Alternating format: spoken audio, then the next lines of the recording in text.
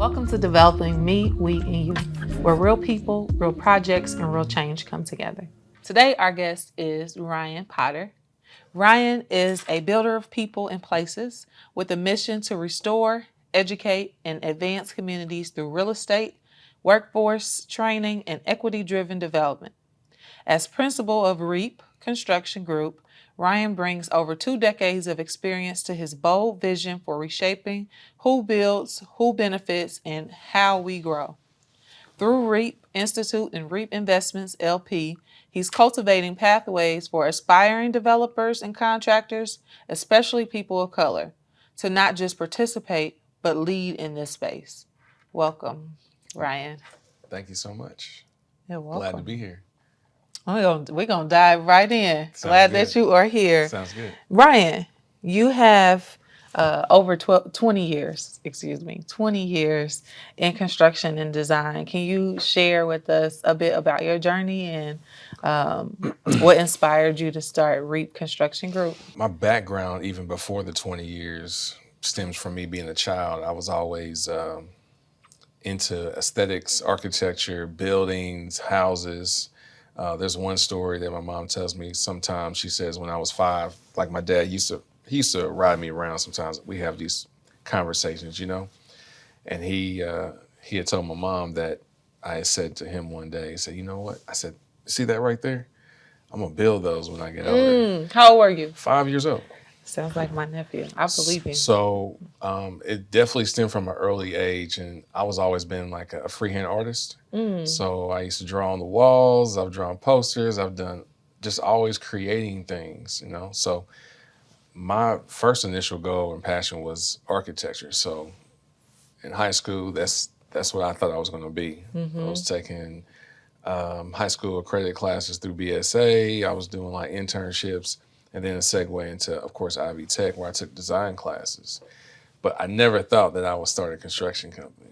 I always looked at myself at that time as somebody who would be the one that would cast out the vision, and then the other entities underneath the umbrella of an architect would then manifest that. So here we are, fast forward into 2010, 2012, really 08.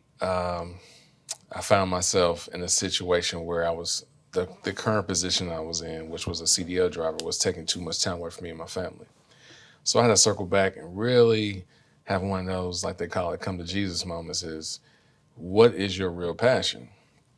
Just as I stated before, my passion has always been aesthetics, construction, design, architecture. And so the first thing I did, I put myself in trade school for plumbing.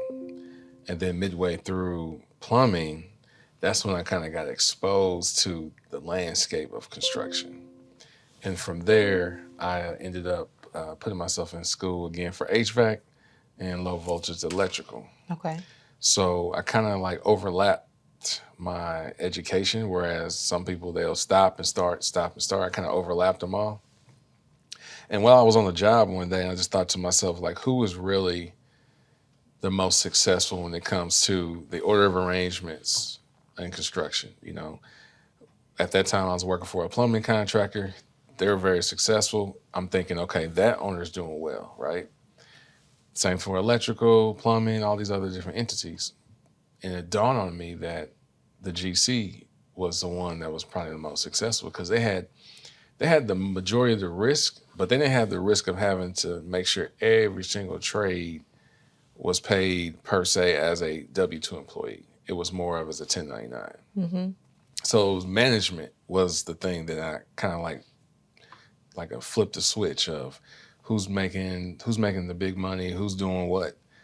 And then as time went along, I started taking more accredited classes, CTE classes, college courses, accelerated master courses, just to really want it to be well-rounded in my discovery and development.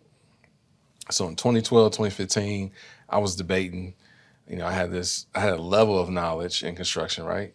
And I said to myself, like, I'm gonna start a company. I think I'm gonna do it. Now, at that time, this was my third venture. The first 2 were successful, closed those down. We can talk about that another time. And fast forward, I said, well, because of my past in high school per se, I wanted to create something that was a little bit different than just your traditional construction company. So that's what led me to actually develop REAP Institute. REAP Institute actually, on paper, was derived or conceived before REAP Construction Group, because I knew that there are individuals like myself that go through what is called, I call it, fall through the cracks, right? Yeah. And so we don't really talk about those individuals because they fell through the cracks, right? So that's what led me to establish REAP Institute, which stands for Restoration Educational Apprenticeship Program. And I said, well, I don't want to be a nonprofit just like everybody else that is either chasing grant dollars and everybody's competing, because it's the same thing in construction. I said I wanted to be self-funded. So that's what led me to actually start REAP Construction Group, which is actually the umbrella to all the other entities. So from there, our goal is to continue to develop, whether it be a mixed-use property, a serious land development, but we want to do it intentionally in areas that we see the most value, right? Where people don't see the most value. Okay. And then utilize the individuals in that area Yeah. so that they can be proud of that and say, hey, I was a part of that and I live right down the street. So that's what led me to start REAP Institute in tandem with REAP Construction Group. Now, REAP Construction Group is a full-service general contracting construction management firm. But then, of course, because of the workforce development key component of REAP Institute, that led me to another endeavor. And I don't want to get into it because I know you have some more questions. So No, it's good. That's where we're at right now. Okay. As far as the journey up until this point, it was GC, construction management, environmental work through REAP Environmental. And I thought to myself, and you know how it is when you first start something, you're very,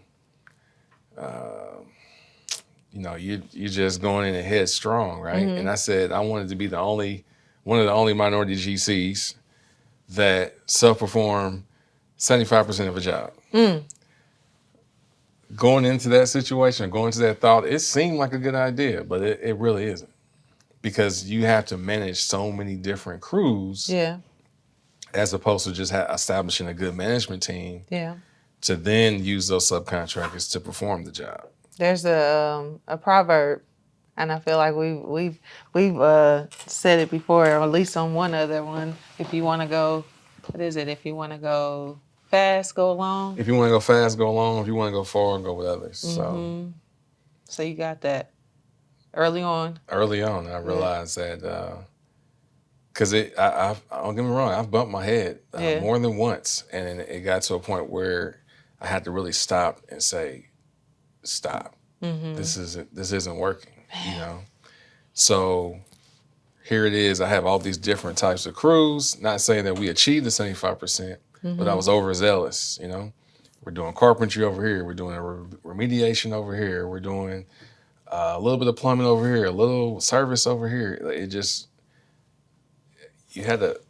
was this big C, and now it's like a laser. It's a laser now, because my whole intention when I first, was the people. Yeah. It isn't what project I'm on. It doesn't matter who I'm working. That doesn't really matter. Is more or less now at this point today is the impact. Yeah. So quality over quantity. Yeah. So when you were saying that wanting to be the person that does everything, you were talking about all the trades. I wanted to self-perform 75% of trades, similar to, and there's not too many, pretty sure, there's not too many GCs, CMs that are self-performing 75%. They're probably doing less than 10%, maybe 5. Not going to put any names out there, but I know for some GCs, they'll have a lane, right? They might say, okay, we're a GC, but we do carpentry. Or we're a GC, we do concrete. We're a GC, we do steel erections. So I had to really look at that model and say, okay, what is it that I'm really good at? Yeah. And what is it that I can do to say, okay, we do this, but we also are a GC. Yeah. That's the whole thing with being an entrepreneur. It's like you have, and I'm speaking for myself, you have all these skills, and it's like Oh, well, but I don't want to be in a box. But it's okay. We need to know what your strength is, and if once we build this relationship, or we see, your work, then I can also do these things. Is that kind of what it's like? On a larger scale, yes. Right. Because what I've learned is one, you can't hire your friends, Oh, and then two, you have to make sure you have a plan in place for everything. So of course, we all went through COVID. That was traumatic for the entire world. yeah. Was there a COVID-19 plan in place? It was not. It was, I had the mentality is that, okay, we're stable, we're good, we're working in these places, and they're not going to close these doors per se, because it wasn't wasn't all federal. But then some of the federal jobs that we did have, or some of the public work that we had, stopped. And certain individuals couldn't get into these spaces. So what do you do with, let's say I have 43 on staff. Let's say, what do you do with 16 people or 20 people? You either got to lay them off, or you got to find something for them to do. But Man. that's, to find something for them to do, Ooh. could take months. Yeah. Could take another month. That's Yeah. another month of payroll, another month of taxes. So having the necessary plans in place, like I said, today, I have a plan for everything. A plan for everything. A succession plan, Yep. an exit strategy, Yep. an emergency plan, We don't talk enough about those type of plans in entrepreneurship and in our community. We don't talk at all. Yeah. Again, so I just think it's one, it's a blessing to be here, but two, just to be able to have a voice to be heard for those who can't necessarily per se speak. So I just know from my experience, through the pitfalls and the ups and the downs, I would say that I'm still grateful.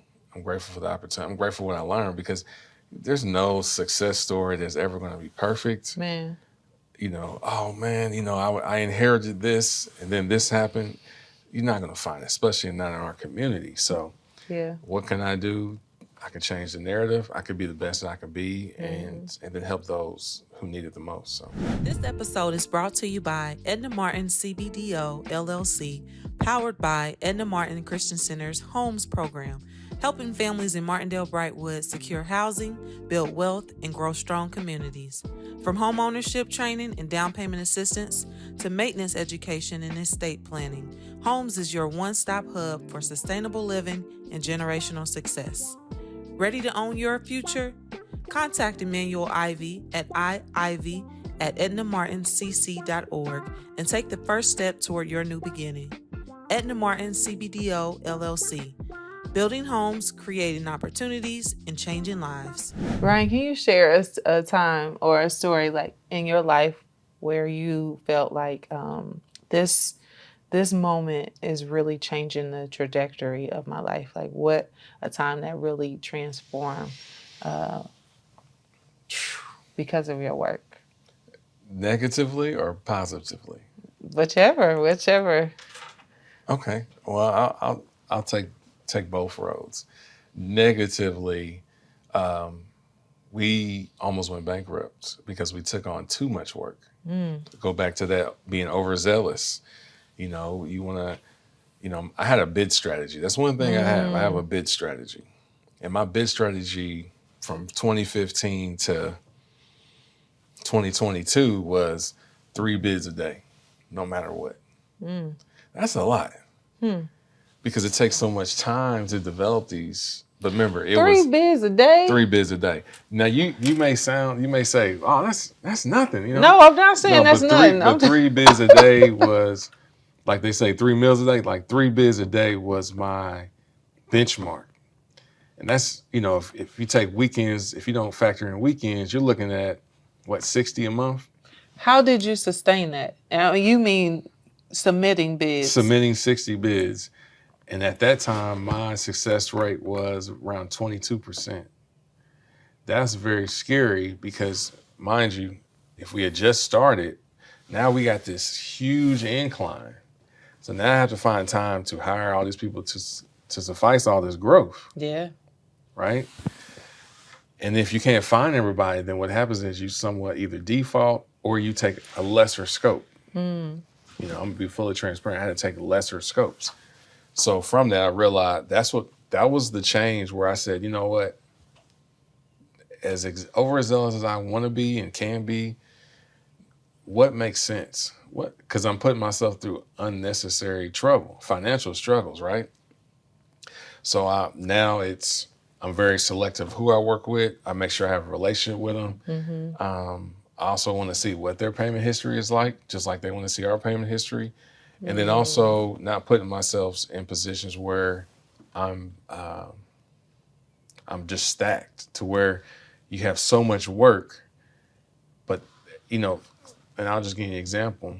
Let's say Edna Martin's getting a renovation and we put a bid in, and let's say the bid date was last week, right? Some companies, even like schools, federal, certain entities, it may take 90 days before you hear something. You'll get a phone call in the blue. This has happened more than once. You'll get a phone call in the middle, like just out of nowhere. Hey, congratulations. We want to let you know you're successful on this proposal. We want to know, can you come out here in 2 weeks? I got that call today. So, congratulations. Thank you. So now here I am. I have to basically go back in time. I got to see what I bid this job for. Did the cost of materials go up? Am I really going to make a profit? And then I have to find people that actually going to do the job within 2 weeks. But what if you have all your manpower on one job? It might be a little hard to shift. All depends on the trade. But that's things I ran into. We bid a job, Fort Wayne International Airport. Never looked at the job. Never looked at it. Never physically went to the job. I just bid it all off the plans. And I won $1.7 million. I was off by $2,500 from the GC. Oh, wow. And they was like, did I pay somebody to do it? They was kind of in disbelief because I was that close to their number. And it's just because I visualize what things look like as I'm bidding things. And if I were to do it, how long would it take for me to do it? Of course, everyone works differently, but like I said, I've been around. I pretty much know how certain things should go.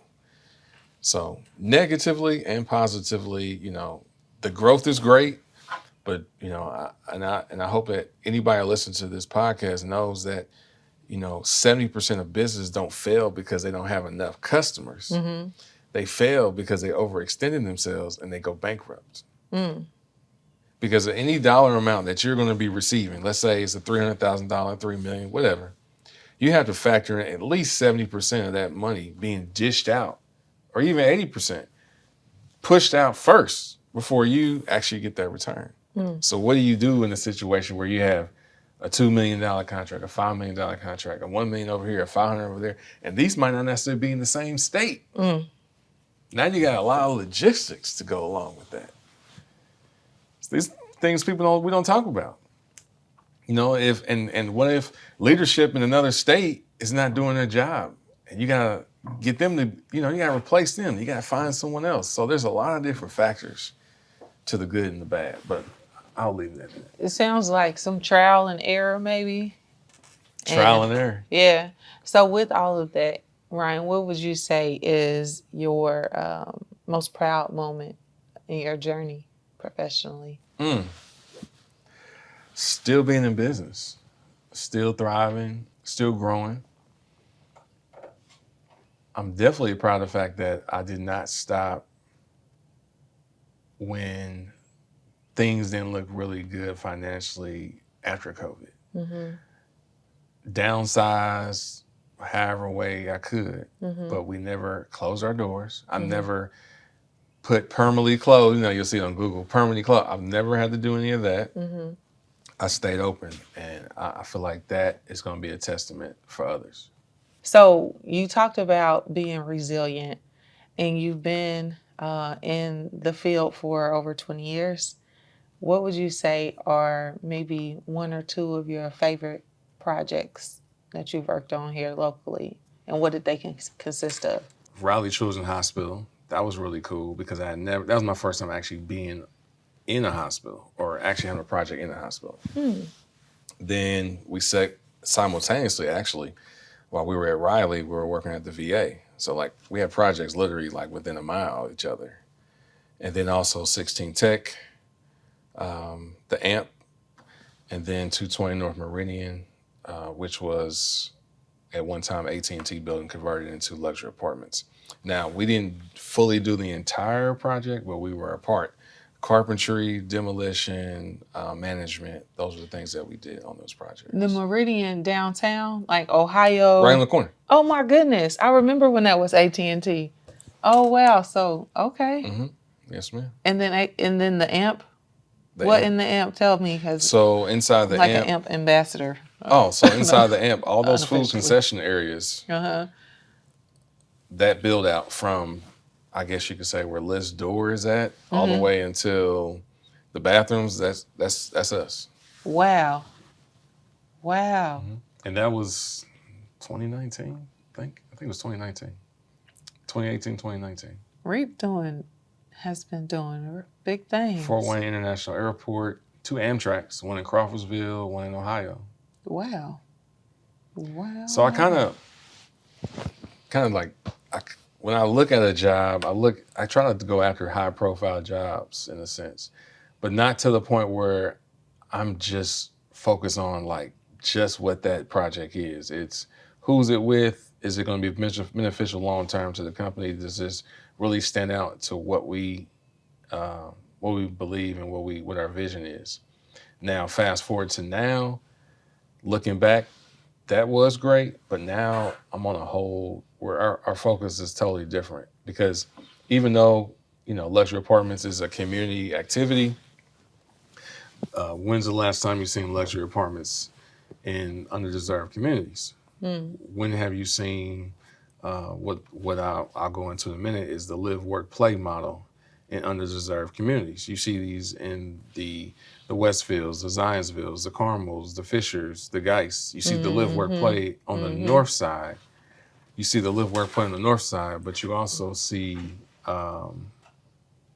you don't see people really more focused on the people in the community, let alone just the buildings.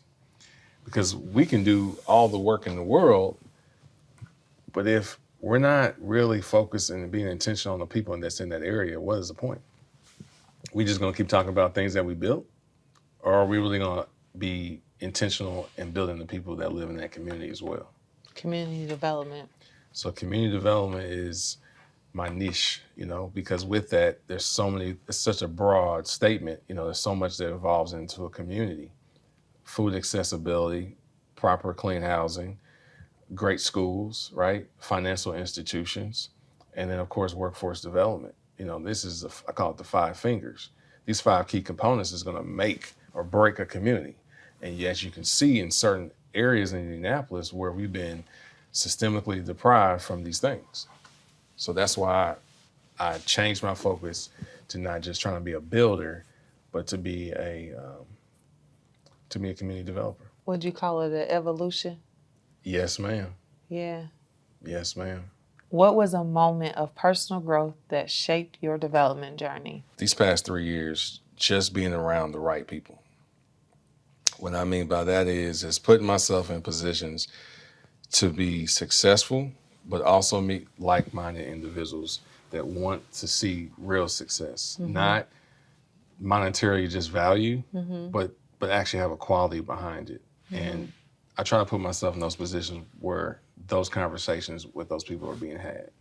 If it's not, I'm not in the right place. Restoring people, rebuilding places. So like, let's say if we first met, I might say to you, some people say, well, what do you do? I build people, then buildings. I keep it short. And I know that you had asked a while back, kind of like to elaborate, is because when you look at an individual, whether they're in the best situation or the worst situation, we all need some form of help.